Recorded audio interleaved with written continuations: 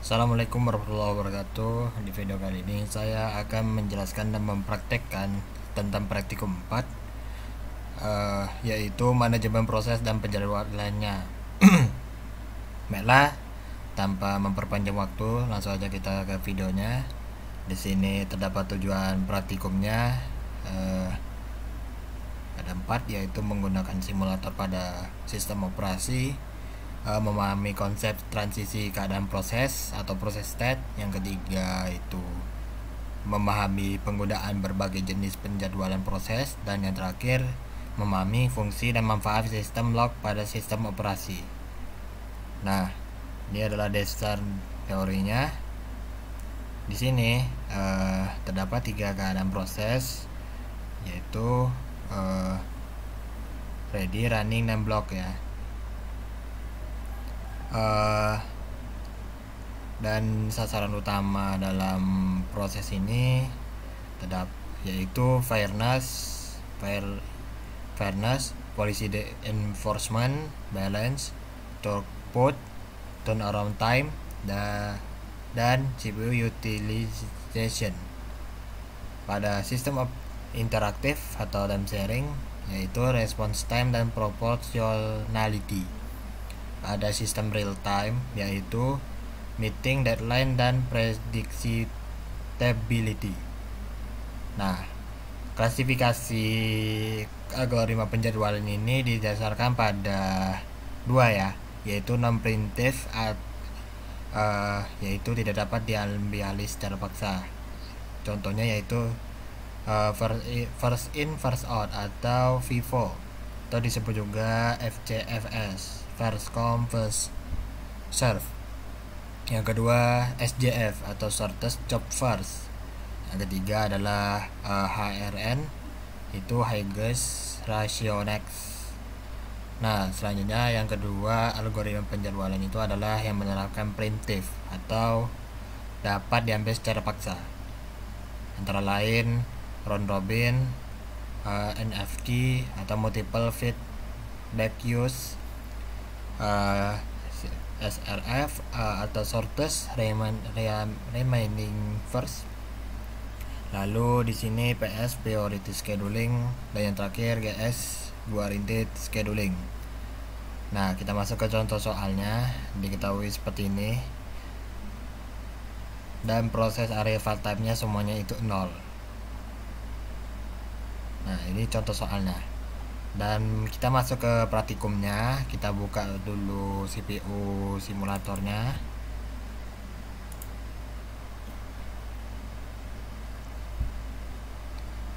Buatlah kode berikut pada compiler.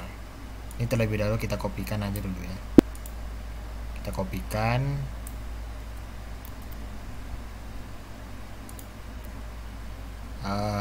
Saya besarkan. Di menu advance ini ada compiler, tekan atau klik.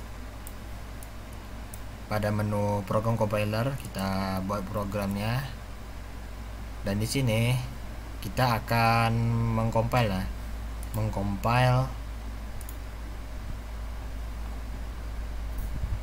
Sebelum kita mengcompile, terlebih dahulu kita membuat base addressnya sama dengan 100 ya, agar tidak lupa.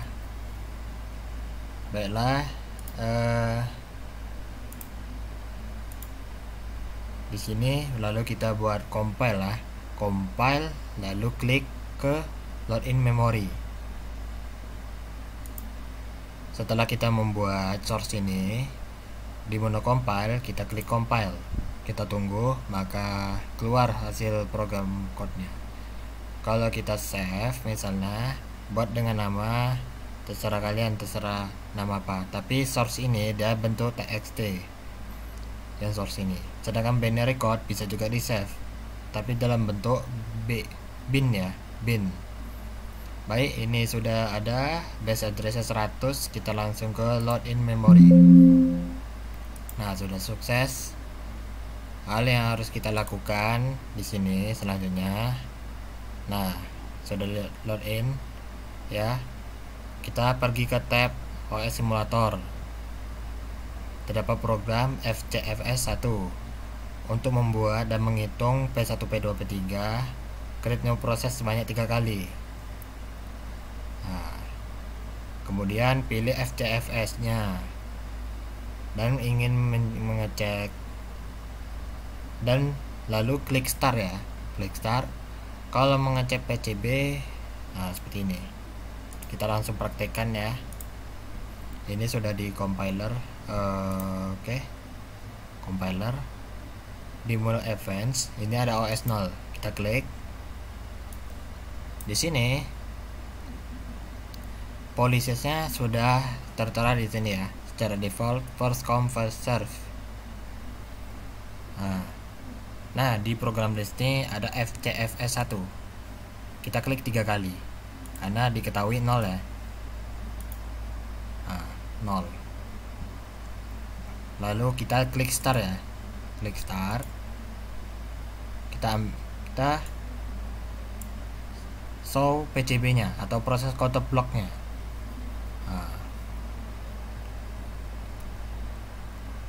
Dia akan memproses ya, memproses dalam runningnya.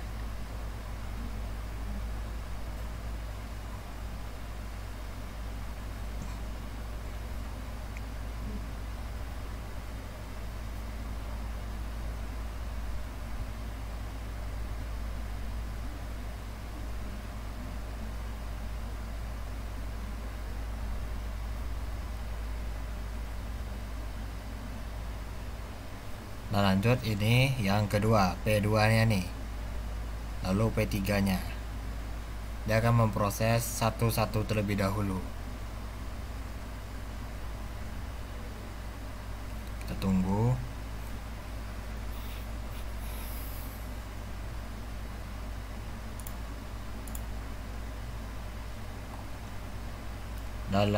Di sini dia ada infonya PCB ini, CPU ID-nya, OS ID-nya, proses, namanya, proses state-nya.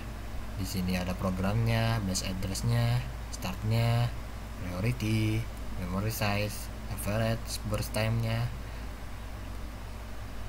sampai ke di sini resource requested ya. Baik, kita tunggu saja sampai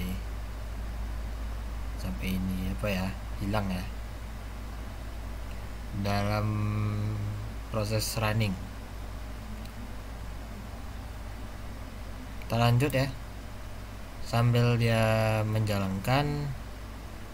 Nah, ketika proses sudah selesai, pergi ke tab views, klik view process state untuk mengetahui waiting time dan average time-nya.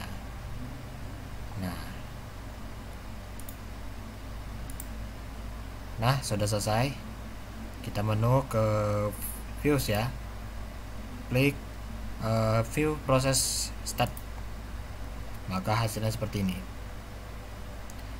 Diketahui di sini 0, 45 dan 91 ya waiting time-nya. Maka average process waiting time-nya adalah 45. Kita close dulu. Baik, kita selanjutnya. Lalu bagaimana dengan proses arrival yang tidak sama? Misalkan 0, 15 dengan 20. Di sini ada cara-caranya. Sama, P1 ini sama ya seperti yang tadi. P2 dengan P3 ini berbeda. Cara P2 nya tuh yang pertama ya, kita langsung saja. Yang pertama P1 kan sama dengan 0. Kita langsung apa aja, klik aja di sini. Lalu yang kedua 15 ya. 15 arrival time 15 dengan cara klik di sini arrival delay-nya. Ada delay prosesnya. Nah, ini ada checkbox-nya. Kita klik saja. Dan ini jenisnya apa? Text atau second. Kita pilih second. Diketahui P2 nya adalah 15 tadi kan. Nah, 15. Lalu create new process.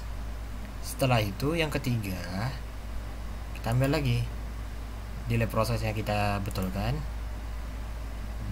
Arrival delay-nya adalah 20.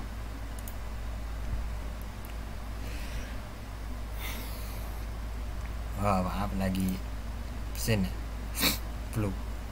Baik, langsung aja kita start. Dia akan menunggu prosesnya.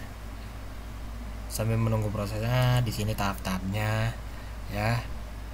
Di sini juga ada di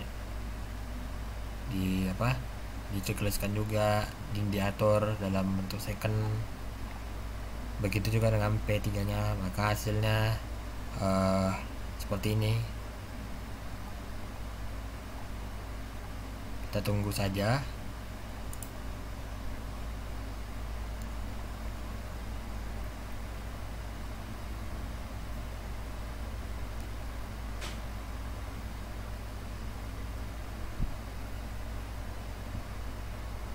Nah, itu adalah yang pertama, yang P1 ya. P1 sama 0 ya. Ini P2 nya ya. Ini ada hasilnya di atas ya. Di atas ini nih sudah menuju hasilnya.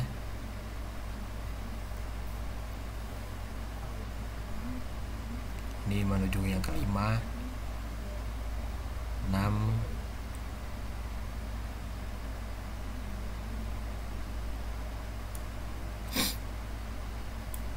yang ke-8,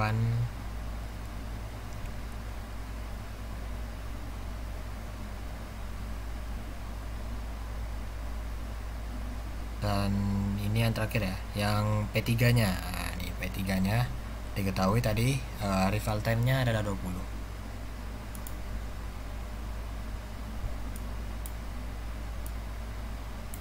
Karena tidak ada prioritas keterangannya di sini. Kita tunggu saja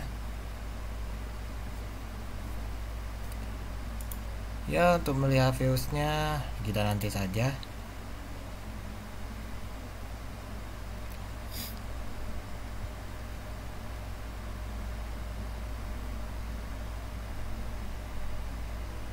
Kita tunggu ini sedikit lagi ya. Kita sedikit lagi. Oke, sudah. Kita views ya. Maka hasilnya seperti ini. Nah, ini ya. P1 nya, P2 dan P3. Nah, ini adalah waiting time nya. Tadi kan arrival time nya. Ini waiting time nya 30 sama 71. Maka arrival average waiting time nya 39. Baik, sampai situ aja video pada kali ini. Mudah-mudahan bermanfaat. Mohon maaf jika ada kekurangan. Sampai jumpa di video berikutnya. Wassalamualaikum warahmatullahi wabarakatuh.